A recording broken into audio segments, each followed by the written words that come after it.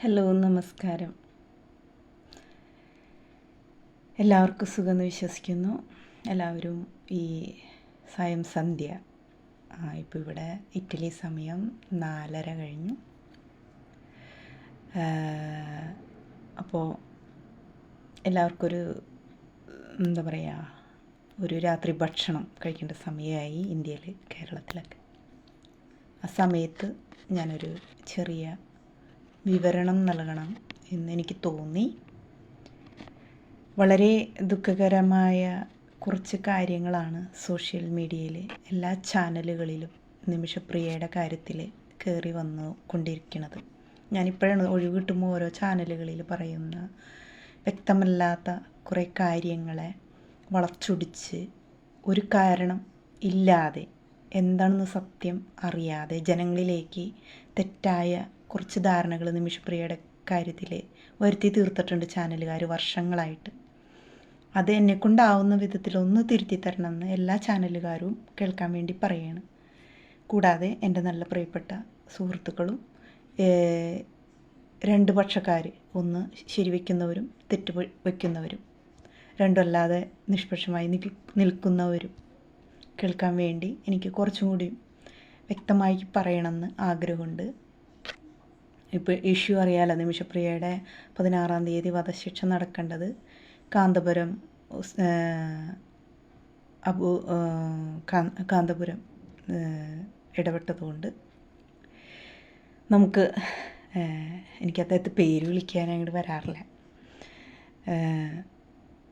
നമുക്കതിനൊരു ചെറിയൊരു ഇത് കിട്ടി. അതായത് നീട്ടി വയ്ക്കപ്പെട്ടു.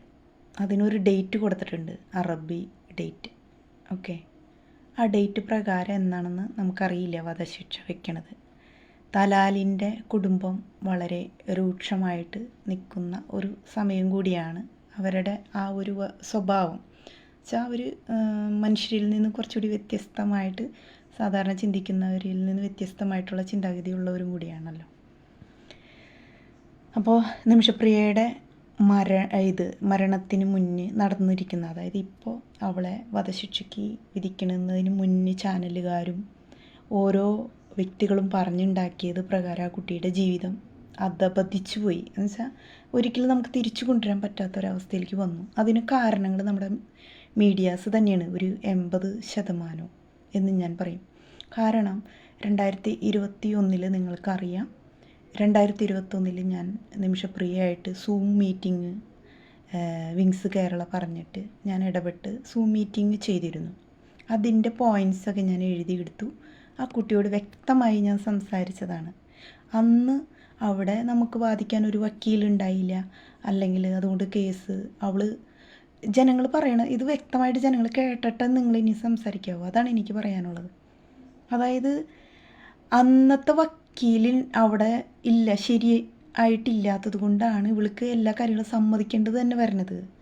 ഒന്ന്, തെറ്റ് ചെയ്തില്ല എന്ന് ഞാൻ പറയണില്ല, തെറ്റ് ചെയ്തിട്ടുണ്ട്. അവരെ അൺകോൺഷ്യസ് ആക്കാൻ ശ്രമിച്ചു എന്നുള്ളത് തെറ്റ് തന്നെയാണ്. മനോരമ ചാനലിൽ സിബി എന്ന് പറയുന്ന ആളായിട്ട് ഞാനും കോണ്ടാക്ട് ചെയ്തിരുന്നു. അതിൽ സിബിയോട് പറയണില്ല നിമിഷപ്രിയ വെട്ടി നുറുക്കിയ കഷ്ണങ്ങളാക്കിയെന്ന്. ഈ മലയാള മനോരമയിൽ എഴുതിയ കാര്യങ്ങളെ വളച്ചൊടിച്ച് ശ്രീജിത്ത് പണിക്കരായാലും മറ്റു ചാനലുകളും അത് വളച്ചൊടിച്ച് അവൾ കൊന്നാക്കി തീർത്തു. സത്യത്തിൽ അതിൻ്റെ പിന്നിൽ ഞാനാണ് അവളെ കൗൺസിലിംഗ് നടത്തിയത്. അവളോട്, നിമിഷപ്രിയയോട് ഞാനാണ് സംസാരിച്ചത്. അപ്പോൾ ഞാൻ ഓരോ പോയിൻറ്റ്സ് എഴുതിയെടുക്കുകയും, ഇപ്പോൾ ആ വീഡിയോസൊന്നും ഇല്ല എൻ്റെ കയ്യിൽ, അത് സത്യമാണ്. അതുകൊണ്ടാണ് ഞാൻ കൂടുതലും ശക്തമായിട്ട് പ്രതികരിക്കാതിരിക്കുന്നത്, കാരണം നമ്മുടെ കയ്യിൽ തെളിവില്ലല്ലോ. പക്ഷെ അന്ന് പെട്ടെന്നൊരു ചാനൽ ഡിസ്കഷൻ ജനൻ ടി വിയിലും രാഹുൽ ഈശ്വറിൻ്റെ കൂടെ നടത്തേണ്ട വന്നപ്പോൾ എൻ്റെ ഈ 4-5 വർഷത്തെ മെമ്മറി വെച്ചിട്ട് പറയേണ്ട വന്ന കാര്യങ്ങളാണ്. ഇപ്പം ഞാനത് റിവൈൻഡ് ചെയ്ത് ഓരോ വാർത്തകളൊക്കെ കേട്ടപ്പോൾ എനിക്ക് കുറച്ച് കാര്യങ്ങൾ കൂടി എനിക്ക് അന്ന് അവൾ പറഞ്ഞതെന്ന് മനസ്സിലായിട്ടുണ്ട്. എന്ന് വെച്ച് കഴിഞ്ഞാൽ ഇപ്പം എനിക്ക് ഓർമ്മ കറക്റ്റായിട്ട് വന്നിട്ടുണ്ട്. അതായത് അവൾ അന്ന് പറഞ്ഞതും ഈ ചാനലിൽ ഞാൻ പറഞ്ഞതും ഒക്കെ ശരി തന്നെ, കുറച്ച് വ്യത്യാസങ്ങളുണ്ട്. അതായത് കെറ്റാമിൻ എന്ന് പറയുന്ന മരുന്ന് കൊടുക്കണേക്ക് മുന്നേ ഒരു മരവിപ്പിൻ്റെ മരുന്നുണ്ടായിരുന്നു അവിടെ, ചെറിയ ഡോസ് കുറഞ്ഞ നമുക്ക് മുറിവൊക്കെ പറ്റി വരുമ്പോൾ നമ്മൾ ഇത് കൊടുക്കൂലേ മരവിക്കാൻ വേണ്ടിയിട്ട്, അതാണ് ആദ്യം കൊടുത്തത്. എന്നിട്ട് ഒന്ന് ഏക്കാണ്ടായപ്പോഴാണ് ഈ കെറ്റാമിൻ എന്ന് പറയുന്ന ഡോസും കൂടെ തേക്കണത്. അന്ന് അവൾ പറഞ്ഞത് ഞാൻ ഓർക്കണുണ്ട്, ഇപ്പോൾ ഓർക്കണുണ്ട് കേട്ടോ. അതുപോലെ തന്നെ ഇതിനെ അപ്പം ഞാൻ മോളെ നീ BP പൾസ് നോക്കിയോ എന്ന് ഞാൻ ചോദിച്ചിരുന്നു. ഞാൻ ആ ചാനലിൽ BP എന്നാണ് പറയുന്നത്. പൾസ് നോക്കിയോ എന്ന് ചോദിച്ചപ്പോൾ ചേച്ചി പൾസ് ഉണ്ടായിരുന്നു, ചെറുതായിട്ടുണ്ടായിരുന്നു, വ്യക്തമായിട്ട് എന്നോട് പറഞ്ഞതാണ്. അപ്പോൾ ഞാൻ പറഞ്ഞു നീ എങ്ങനെയൊക്കെ ഒന്നു എന്ന് പറയണപ്പോൾ അത് കഴിഞ്ഞിട്ട് എന്തുണ്ടായി? ഹനാനെ വിളിച്ചപ്പോൾ ഹനാൻ പറഞ്ഞു ഞാനൊക്കെ ചെയ്തോളാം. അവൾ വന്നു ഞാനൊക്കെ ചെയ്തോളാം എന്നാണ് പറഞ്ഞതെന്ന്. ഇത്രയാണ് കേട്ടോ മെയിൻ പോയിന്റ്. ഇതിനെ മനോരമ ചാനലിൽ സിബി എഴുതിയേക്കണത് ആള് പാനിക്കായിട്ട് ബോധം കെട്ട് വീണു എന്നാണ് പറഞ്ഞേക്കണത്. ഇവൾക്ക് അൽപ്രാക്സ് അടിച്ചിട്ട് എന്നോട് പറഞ്ഞത് അൽപ്രാക്സ് എന്ന് പറയണ 2 ഡോസ് ഗുളിക കഴിച്ചപ്പോൾ പിന്നെയും കുറച്ച് കഴിച്ചു എന്ന് പറയുന്നുണ്ടായി. അപ്പോൾ അതിൽ അവൾ ആകെ സഡേഷൻ പറയില്ലേ, ഇതായി പോയത് കൊണ്ട് അവൾക്ക് നമ്മൾ കഴിച്ചു നോക്കുമ്പോൾ അറിയാം. അതും ഞാനിപ്പോഴും അത് തന്നെ പറയുന്നത്, നമുക്കത് ഒന്നും ചെയ്യാൻ പറ്റാത്തൊരവസ്ഥയാണ്. അപ്പോഴാണ് ഈ ഹനാൻ വന്ന് പറയുന്നത്, വന്ന് ഇത് ചെയ്യുന്നത്. അപ്പോഴേക്കും നമ്മുടെ ചാനലുകാർ അവിടുത്തെ എണ്ണം കണക്കാക്കി 100 സംതിങ് കഷ്ണങ്ങളാക്കി. ഇതൊക്കെ ഹനാൻ ചെയ്തതാണ്, ബാലൻസ് കാര്യങ്ങൾ. അതിനെയാണ് ഇപ്പം ഇവൾ ചെയ്തു എന്നാക്കി. പിന്നെ അവൾക്ക് കോടതിയില്ല, അല്ലെങ്കിൽ അങ്ങനത്തെ സാഹചര്യങ്ങളിൽ തെളിവുകളൊക്കെ അവൾക്കെതിരായതുകൊണ്ട് അവൾക്കത് സമ്മതിക്കേണ്ട വന്നിട്ടുണ്ട്. അപ്പോഴും മലയാളികൾ ഇവളെ വെറുതെ എന്താ പറയുക, നരകമായി വിശദീകരിക്കുക, വളരെ മോശമായിട്ടൊരു സ്ത്രീനെ വിശദീകരിക്കുക. ഇപ്പോഴും ചാനലുകളിൽ എന്താ നടന്നതെന്നല്ല ചിന്തിക്കുന്നത്, അതിൻ്റെ പിറകിലെ സത്യാവസ്ഥ. നമുക്കൊരു അത്യാവശ്യം ഒരു കാര്യം കേൾക്കുമ്പോൾ അതിൻ്റെ പിറകിൽ എന്തുണ്ടായെന്ന് ഊഹിക്കാനെങ്കിലും കഴിവുണ്ടാവില്ലേ നമ്മൾ ചാനൽ ചർച്ചകൾ നടത്തുമ്പോൾ? അതുപോലും ചെയ്യാണ്ടാണ് ഓരോരുത്തർ സംസാരിക്കണം. അവൾ വെട്ടി നുറുക്കി, അത് ഇതാണ്. കാരണം ഈ സോഷ്യൽ മീഡിയയിൽ മുഴുവനും അവൾ വെട്ടി നുറുക്കി വാട്ടർ ടാങ്കിൽ ഉപേക്ഷിച്ചു, ആ വെള്ളം ജനം കുടിക്കേണ്ട വന്നു.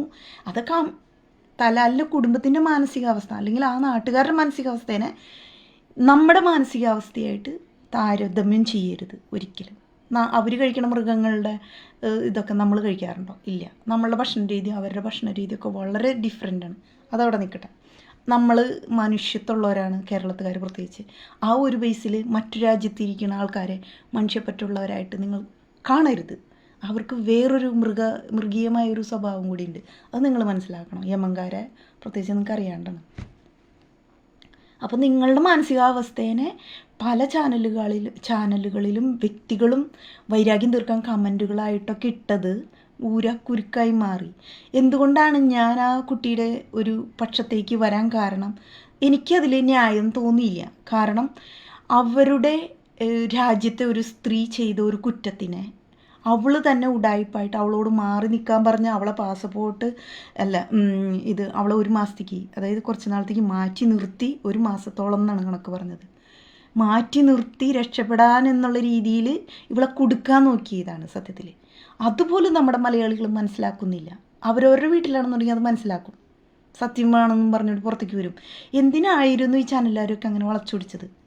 എനിക്ക് അതാണ് സങ്കടം വരുന്നത്. ആ കുട്ടി തെറ്റ് ചെയ്തിട്ടില്ല എന്ന് ഞാൻ പറയണില്ല, എപ്പോഴും തെറ്റ് ചെയ്തിട്ടുണ്ട്. അവരുടെ അപ്പോഴത്തെ അവസ്ഥ കൊണ്ട്, അതായത് അത് ന്യായീകരിച്ചേ പറ്റൂ. ഞാനായാലും എൻ്റെ സ്ഥലത്ത് ഇവിടെ എന്തെങ്കിലും ഒരു പ്രശ്നം ഉണ്ടായി ഞാൻ പ്രതികരിക്കൂലേ? എനിക്ക് ഉചിതമായ രീതിയിൽ ഞാൻ പ്രതികരിക്കും, എനിക്ക് സാധിക്കുന്ന രീതിയിൽ ഞാൻ പ്രതികരിക്കും. അത് ഇവർക്ക് തോന്നിയ അറിവ് വെച്ചിട്ട് അവർ പിന്നെ ഭർത്താവിനോട് ആലോചിച്ചിട്ടുണ്ടാവില്ലേ ഒരു സ്ത്രീ അങ്ങനെ ചെയ്യണേക്കും മുന്നേ? ഉണ്ടാവും. നിങ്ങളെന്താ വീട്ടുകാരായിട്ട് ആലോചിച്ചിട്ടുണ്ടാവും. നിങ്ങളെന്താ അങ്ങനെയൊന്നും ചിന്തിക്കാഞ്ഞേ? അത് ഇവള് എന്നോട് പറഞ്ഞിട്ടില്ല കേട്ടോ, ഭർത്താവായിട്ട് ആലോചിച്ചിട്ടുണ്ടോന്നൊന്നും. അത് ഞാൻ പറയാണ്. അപ്പോൾ പറഞ്ഞു വരുന്നത്, ഇവള് ചെയ്യാത്ത കാര്യം, അതായത് അവളല്ല വെട്ടി നുറുക്കിയെന്ന് അന്ന് നമുക്ക് മനസ്സിലാകാം. ഞാൻ സിബിയോട് സംസാരിച്ചപ്പോൾ സിബിയോട് ഞാൻ ചോദിച്ചു, നിങ്ങളുടെ ഈ ഒരു എഴുത്താണ് ഇതിന് കാരണമായിട്ട് പോയേക്കുന്നത്, എന്താണ്?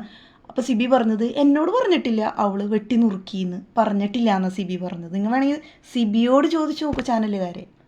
നിങ്ങൾ എന്തിനാണ് അവരുമായിട്ട് ഒരു കണക്ഷനും ഇല്ലാത്ത കുറേ ആൾക്കാരെ ചാനലുകളിൽ വിളിച്ചിരുത്തി ചോദ്യം ചെയ്യാനിരിക്കുന്നു? എന്തിനാണ് ഈ ഒരു ഹിപ്നോട്ടിസം പോലെ നടത്തുന്നു? നേരിട്ട് അനുഭവമുള്ള 2-3 ഇൻ്റർവ്യൂ നടത്തിയ വ്യക്തികളാണ്. ഒന്ന് ഞാൻ, എന്നെ വിളിക്കണ്ട, ഒന്ന് സിബി മനോരമ ചാനലിന് വേണ്ടി ഇൻ്റർവ്യൂ നടത്തിയ ആളാണ്.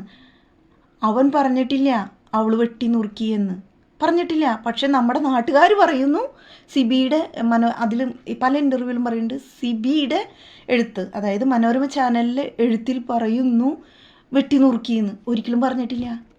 അതായത് അവൾ കൊന്നു എന്ന് പറഞ്ഞിട്ടില്ല. ഞാൻ സിബിയോട് നേരിട്ട് ചോദിച്ചതാണ്, അവൾ കൊന്നു എന്ന് പറഞ്ഞോ? ഇല്ല. പിന്നെ എന്താണ് നിങ്ങൾ ഉദ്ദേശിക്കുന്നത്? എനിക്കതാണ് മനസ്സിലാകാതെ പോകുന്നത്. എന്താണ് ഇതിൽ നിങ്ങൾ ജനങ്ങൾ ഉദ്ദേശിക്കുന്നത്? വെറുതെ ഒരു മനുഷ്യനെ വെറുതെ സോഷ്യൽ മീഡിയയിൽ വന്ന് അറ്റാക്ക് ചെയ്യുക, അതല്ലാതെ ഇതിലൊരു ഇതും നിങ്ങൾക്ക് ചെയ്യാൻ പറ്റിയിട്ടില്ല എന്നുള്ളതാണ് സത്യം. സത്യത്തിന് വേണ്ടിയൊക്കെ അധ്വാനിക്കുക. നിങ്ങൾ എന്തിനാണ് അപ്പോൾ പറയണത് കൂടത്തായി ജോളിയുടെ ഇത് അങ്ങനെയുള്ള കുറേ കാര്യങ്ങൾ? അത് നമ്മുടെ രാജ്യമാണ്, നമ്മുടെ രാജ്യം. ഇത് അന്യനാട്ടിൽ ചെന്നിട്ട് ഒരു ക്രിട്ടിക്കൽ സ്റ്റേജിനെ തരണം ചെയ്ത ഒരു സ്ത്രീയുടെ അവസ്ഥ അതാണ്. അതിൻ്റെ പിറകിൽ കുറേ പേര് പൈസ വിരിക്കാൻ. ഞാൻ എന്തുകൊണ്ടാണ് മിസ്റ്റർ സാമുവലിനെ എതിർക്കാൻ കാരണം എന്നറിയാമോ? പണ്ട് 40 ലക്ഷത്തോളം 75 ലക്ഷം മണിയെന്നും പറഞ്ഞുകൊണ്ട് പിരിച്ചു തുടങ്ങിയത്. ഈ കേരള വിങ്സിൻ്റെ ആ ഒരു എന്താ അസോസിയേഷൻ, വിങ്സ് അല്ല അസോസിയേഷൻ, നമ്മുടെ നിമിഷപ്രിയയുടെ അസോസിയേഷൻ. എന്നിട്ട് പിന്നെ ഇത് പൈസ എവിടെ പോയിന്ന് സിബിയും എന്നോട് ചോദിച്ചിരുന്നു. പൈസ എവിടെ പോയിന്ന് എനിക്കറിയാൻ പറ്റില്ല, ഞാനൊക്കെ ലെഫ്റ്റ് ചെയ്ത് ഗ്രൂപ്പിൽ നിന്ന് പോകുന്നതാണ്. ഇപ്പം എന്താണെന്ന് വെച്ച് കഴിഞ്ഞാൽ എല്ലാം ദുരൂഹമാക്കി വെച്ചേക്കാണ്. പിന്നെയും രണ്ടാമത് ഈ പൈസ ഇരിക്കലെ രണ്ടാമത് വീണ്ടും എത്രയെങ്ങാണ്ട് രൂപ വേണമെന്ന് പറഞ്ഞിട്ട് വീണ്ടും പിരിവ് നടത്തി. അതുകൊണ്ടാണ്. എന്നിട്ട് ഇപ്പം ആർക്കും അറിയില്ല അത്ര ആരാ പിരിവ് നടത്തിയത്. ഈ പറഞ്ഞ ചാനലുകൾ പറയണുണ്ടല്ലോ, പല ചാനലുകളുടെയും ബാക്ക് പോയി കഴിഞ്ഞാൽ പറയണുണ്ടല്ലോ, ഇന്ന ആള് പിരിവ് നടത്തി, അസോസിയേഷൻ പിരിവ് നടത്താമെന്ന് പറഞ്ഞു, അങ്ങനെ പിരിവ് നടത്തുന്നു, ഗവൺമെൻറ് പിരിവ് നടത്തുന്നു, അങ്ങനെയും പറഞ്ഞുകൊണ്ടാണല്ലോ ചാനലുകൾ വെളിപ്പെടുത്തിയേക്കണത് ക്രെഡിറ്റ് കിട്ടാൻ വേണ്ടി. അപ്പോൾ അവരെയൊക്കെ പോക്ക്. അല്ലാതെ ഈ നിമിഷപ്രിയ എന്താ പറയുക, അവരുടെ വീട്ടുകാർ പിരിച്ചു അല്ലെങ്കിൽ എങ്ങനെയാണ് എന്താണെന്ന് സത്യം അറിയാണ്ട് കിടന്ന് വെറുതെ കിടന്ന് സംസാരിച്ചുകൊണ്ടിരിക്കാതെ നിങ്ങൾ ന്യായമായോടത്ത് നിൽക്കൂ. ഞാൻ പറഞ്ഞത് മനസ്സിലായോ? സത്യം എന്താണെന്ന് നിങ്ങൾ ആദ്യം ഇന്ന വരെ നിങ്ങൾ അന്വേഷിച്ചിട്ടുണ്ടോ? ഒരു ഓരോ നാട്ടിലും ഉള്ളവർ, ഇപ്പോൾ ഈ സിബി എന്ന് പറയുന്ന ആൾ നിങ്ങളുടെ നാട്ടുകാർ തന്നെയല്ലേ, നമ്മുടെ മലയാളി തന്നെയല്ലേ? നിങ്ങൾക്ക് ആർക്കെങ്കിലും വിളിച്ച് ചോദിച്ചാൽ അതിൻ്റെ സത്യം അറിയാൻ പറ്റിയിട്ടുണ്ടോ? ഉണ്ടോ? ഇല്ല. നിങ്ങൾക്ക് സത്യം അറിയാൻ പറ്റിയിട്ടില്ല. അതാണ് ഇപ്പോഴും അതിനെ മോശമാക്കിക്കൊണ്ടിരിക്കുന്നത്.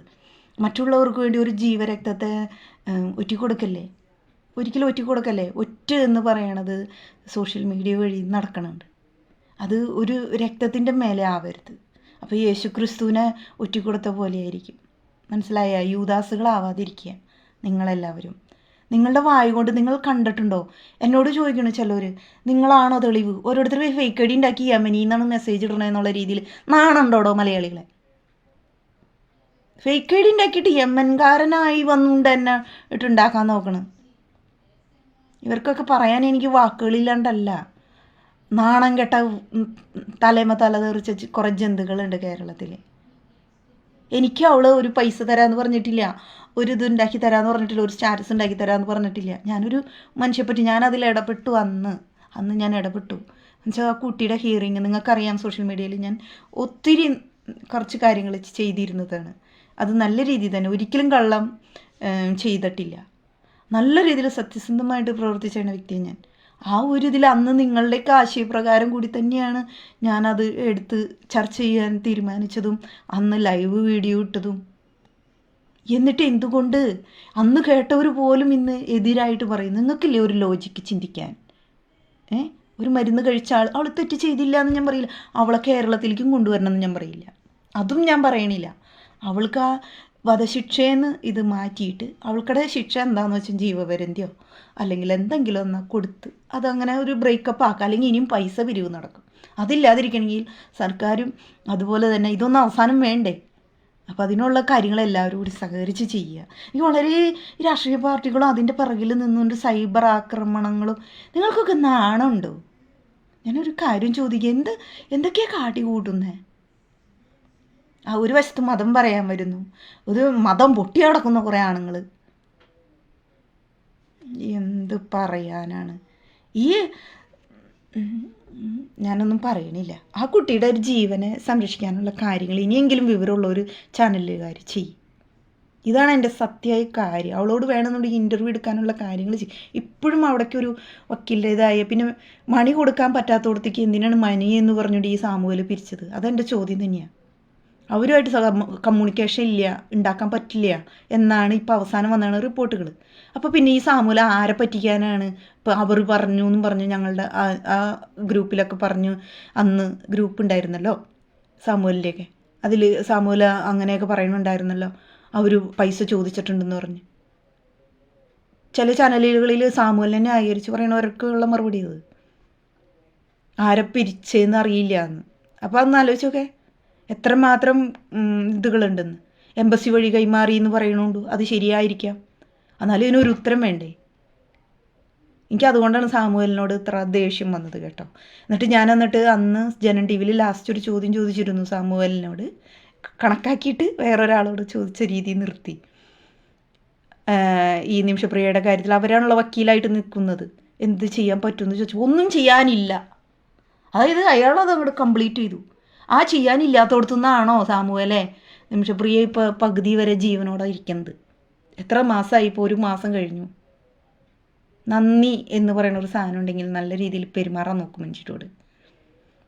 ഇതിനൊക്കെ വളർത്തി വലുതാക്കിക്കൊണ്ടിരിക്കുന്ന ഒരു സമൂഹം തന്നെയുണ്ട്. നിങ്ങൾക്കൊരു കുറ്റബോധം ഇല്ലേ? നിങ്ങളുടെയൊക്കെ മക്കളൊക്കെ വിദേശങ്ങളിലല്ലേ?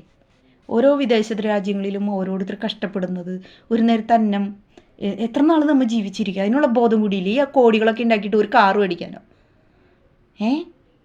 ഒരു വലിയൊരു കാറിൻ്റെ വിലയാണോ നിങ്ങൾ ഒരു ജീവന് വേണ്ടി ഇട്ട് വെച്ചേക്കുന്നത്?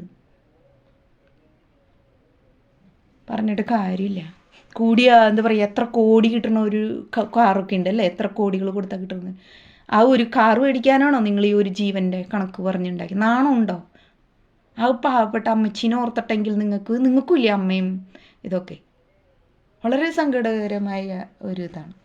ചാനലുകളിൽ വ്യക്തമായിട്ട് കുറേ സംസാരിക്കുന്നു. ഞാൻ ഇൻ്റർവ്യൂ ചെയ്തതാണ്, സൂം മീറ്റിംഗ് വിളിച്ചിട്ട് എല്ലാ ചാനലുകാരും കേൾക്കാൻ വേണ്ടി പറയണത്. നിങ്ങൾ തെറ്റായിട്ട് അത് വ്യാഖ്യാനിക്കല്ലേ. അവൾ പറഞ്ഞിട്ടില്ല, അവളുടെ വായോണ്ട് പറഞ്ഞിട്ടില്ല അവൾ വെട്ടി നുറുക്കിന്ന്. എവിടെയാണ് അവൾ പറഞ്ഞേണേ? ചാനലുകാർ അത് എടുത്ത് കൊണ്ടുപോയോ? ദേഷ്യം വരണോ ഒരു ചാനലുകളിലിരുന്ന് സമയം പോകാൻ വേണ്ടിയിട്ട് ഒരു പെണ്ണിനെ കുറിച്ചിട്ടിരുന്ന് പറയണത് കേൾക്കുമ്പോൾ? നമുക്ക് അംഗീകരിക്കാൻ പറ്റണില്ല. സത്യത്തിൽ നിന്നവർക്ക് ഒരിക്കലും എൻ്റെ ഈ ചെവി കേട്ടത് അന്ന് അവൾ പറഞ്ഞത് വെച്ചിട്ട് ആ മനുഷ്യന് പൾസ് ഉണ്ട്, ചെറുതായിട്ടുണ്ട്, അപ്പോഴും മരിച്ചിട്ടില്ല എന്നാ സിബിയോട് പറഞ്ഞേക്കണത്. ബോധം പോയി, അതിന് ശേഷം ബോധം പോയി അവൾ 3 ദിവസം കഴിഞ്ഞിട്ട് എഴുന്നിട്ടു എന്നാണ് സിബിയോട് പറഞ്ഞേണെന്ന് സിബി പറഞ്ഞു. അപ്പോൾ ഒന്ന് ആലോചിച്ച് നോക്ക്. അപ്പോൾ അതിലെവിടെ ശരി? നിങ്ങൾക്ക് അതിനൊക്കെ ഒന്നും ഉത്തരമില്ല. ആ സിബിയുടെ ആദ്യത്തെ പോസ്റ്റ് മനോരമയിൽ ഇട്ടണത് നിങ്ങൾ വ്യക്തമായിട്ട് ഓരോ പോയിൻ്റ് ഔട്ട് ചെയ്ത് നിങ്ങൾ വായിക്കി. ഈ ശ്രീജിത്ത് പണിക്കർ ഓരോന്നും എടുത്ത് വായിക്കുക. അതിൽ പറഞ്ഞിട്ടില്ലേ വെട്ടി നുറുക്കിന്ന് അവൾ? നമ്മൾ അങ്ങോട്ട് പറഞ്ഞ് അങ്ങോട്ട് പബ്ലിസിറ്റി കൊടുക്കുകയാണ് അവൾ വെട്ടി നുറുക്കിന്ന്. ആരാ കണ്ടത്? കഷ്ടം. സാഹചര്യ തെളിവുകളുടെ അടിസ്ഥാനത്തിൽ വിധിക്കപ്പെട്ട ഒരു സ്ത്രീയാണത്. അത് നിങ്ങൾക്ക് മനസ്സിലാകണം. അതിൽ അവരവരുടെ രാജ്യത്തെ സംരക്ഷിക്കാൻ അവിടെ ഒരു പൗരയുണ്ടല്ലോ, അവളെ സംരക്ഷിക്കാൻ നടന്ന കളികളും കണ്ടോ അവരുടെ നാട്ടുകാർ ചെയ്യണത്. ബോധം എന്ന് പറയുന്നത് വേണം, പറഞ്ഞു എന്നുള്ളൂ. ഇതിലെ ഈ എൻ്റെ ശത്രുക്കൾ എത്തിയിട്ടില്ല ഈ ചാനലിൽ, അതുകൊണ്ട് ഇത് ഓടുന്നു തോന്നണത്. മറ്റേതിലൊക്കെ ഭയങ്കരമായിട്ട് ഇത് ചെയ്ത് വെച്ചേക്കാം, എൻ്റെ അക്കൗണ്ട് ക്യാച്ച് ചെയ്ത് വെച്ചേക്കാം. കാരണം ഞാൻ പറഞ്ഞു കഴിഞ്ഞാൽ ഇനി പേടി നാണം ഉണ്ടാ? എവിടെ പോയി ഒളിക്കും നിങ്ങൾ? അത്രയും ഉണ്ടോ എൻ്റെ ഫ്രണ്ട്സെ. ഭയങ്കര വിഷമം എനിക്ക് ഇക്കാര്യത്തിൽ. പറയണ്ട, നമുക്ക് എങ്ങനെ പറഞ്ഞു തുടങ്ങണം, എങ്ങനെ പറഞ്ഞ് ഇത് മനസ്സിലാക്കി തരണമെന്ന് ഒരു ജനതയെ മുഴുവൻ പഠിപ്പിക്കാൻ പറ്റില്ല. ഒരു ജനതയുടെ വായ കെട്ടാൻ പറ്റണില്ല. അങ്ങനത്തെ ഒരവസ്ഥയെ ആക്കിയെടുത്തു സോഷ്യൽ മീഡിയ. ഇങ്ങനെയുള്ള ലൈസൻസുകൾ ആദ്യം കട്ട് ചെയ്ത് കളയണം, നടപടി ഉണ്ടാകണം. അതാണ് ഏറ്റവും നുണ പറഞ്ഞ് മറ്റുള്ളവരിൽ വർഗീയതയും റീച്ച് കിട്ടാൻ വേണ്ടി ചെയ്യണതാ. കഷ്ടം. ഭിക്ഷയെടുത്ത് ഇത് ചെയ്താൽ 1 കോടി രൂപ ഉണ്ടാകാമല്ലോ, ഇല്ലേ? തെണ്ടി നടക്കാമെന്ന് പറയും നമ്മുടെ നാട്ടിലല്ലേ. മാന്യമായിട്ട് ജീവിക്കാമല്ലോ അങ്ങനെയെങ്കിലും. ഇതിൽ ഇങ്ങനെ നുണയും പറഞ്ഞ് ആൾക്കാരെ പറ്റിച്ചിട്ടൊക്കെയാണ് കാശുണ്ടാക്കണത്. ഓരോ ചാനലുകളിൽ നുണ പറഞ്ഞുണ്ടാക്കണം. ഞാൻ നേഴ്സല്ല കേട്ടോ, എല്ലാവർക്കും തെറ്റിദ്ധാരണയുണ്ട്. അതുകൊണ്ട് എനിക്ക് ആ പേരും മരുന്നിൻ്റെ പേര് എനിക്ക് ഓർമ്മ വന്നിട്ടുണ്ടായില്ല. അത് എനിക്ക് പറയാൻ പറ്റാഞ്ഞത് ഞാൻ നേഴ്സല്ലാത്തത് കൊണ്ടാണ്.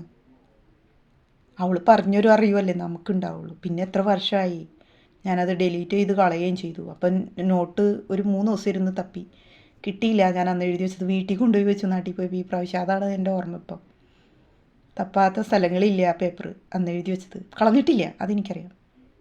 അപ്പോൾ ഇതാണ് കാര്യം. നല്ല മനസ്സുള്ളവർ എന്താ പറയുക, ഈ ചാനലുകാരെ ഒന്ന് അറിയിക്കും.